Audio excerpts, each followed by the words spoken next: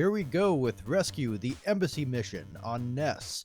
This game is also known as Hostages. It was originally made for home computers of the time such as the Amiga, Atari ST, and Commodore, and later ported to the Nintendo.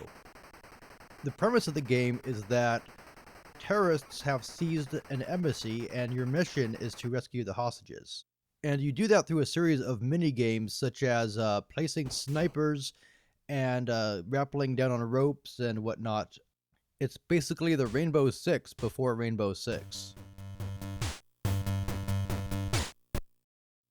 First you choose the difficulty, and then you choose the mission. And now the mission is basically the same thing in that it affects how hard the game is, but the missions are different parameters, time limit, whether or not they're hostages.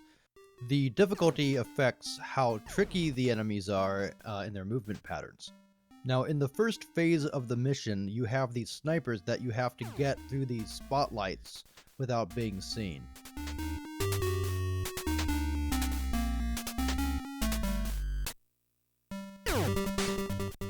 As you see here, you can duck behind walls, into corridors, you can do a roll, and you don't really pick where you set up the snipers, but the more snipers you get to safety, of course, the better off you'll be.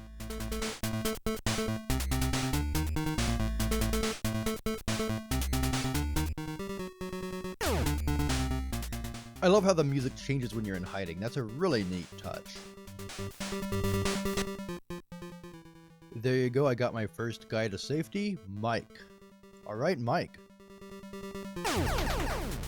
Now you saw Steve stepped out and got immediately shot at. Those hitboxes on the spotlights are actually fairly big, so if you're close to them, you'll get shot at as well. And now, of course, it's not one-hit death. You take a few hits, but yeah, you try not to get spotted at all. That's the goal.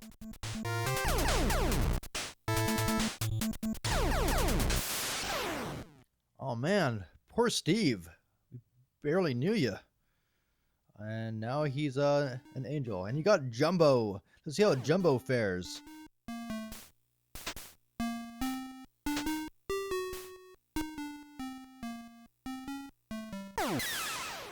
What the hell happened to the Jumbo? Did he just like faint? I think it might be a bug. Okay, and now it's time for the sniper minigame. This is a bit like Silent Scope, and as you can see here, all we've got left is Mike for snipers. Ron, Dick, and Kemco are, they're not snipers, they're on the roof. I've actually taken the liberty of swapping out a more exciting playthrough for this part, because the first time I played, I actually didn't get to snipe anybody. So here's a better look at how this plays out.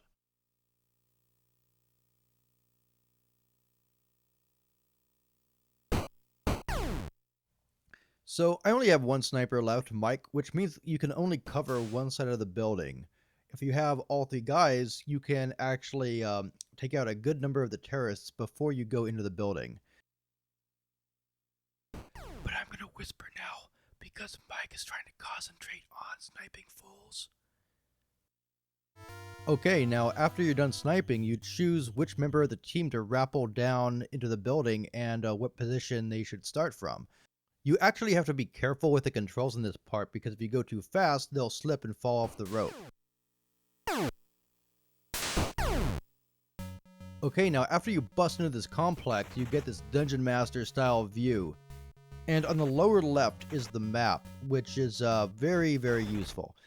Now, honestly, I found this part really hard to control, and that's due in large part to the movement feeling really inconsistent, and until you get a feel for where in these rooms you can stand, you'll be overshooting where you really want to go time and time again. Not only that, but the enemies kind of blink in and out of existence as they move around, which is really disorienting. And what I mean by that is the enemies are either right in front of you or they're not. There's no real in-between here. And I kicked the bucket. So that blue guy you saw briefly was a hostage, and if you fire while they're there, you wound them, so don't do that. And that's what happens when you try to rappel down too fast. Okay, so let's try this guy. You can actually enter on any floor you want. You don't have to enter on the first floor, and that's part of the strategy as well.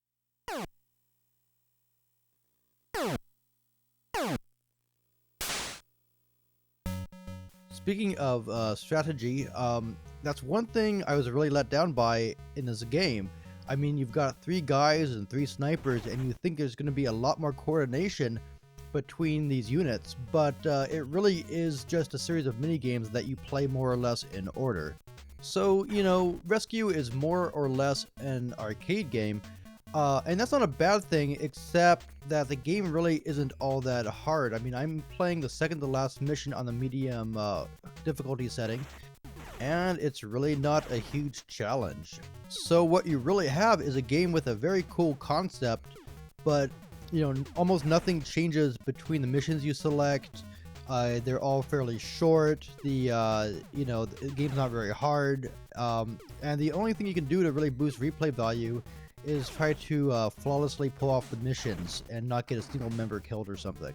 I mean, just the fact that I'm beating this mission fairly easily even after getting pretty much my whole sniper team killed, that says a lot about how easy this game is. And I've tried it on the hardest setting, and you know, the enemies move very fast, but it's not a huge difference if you use the map a lot.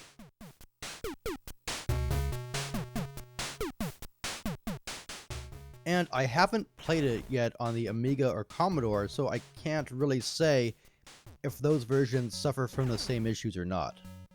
I did watch a YouTube of the Amiga version, and I have to say, the artwork, music, and sound effects are all impossibly badass in that version. So you might want to check that out on that basis alone.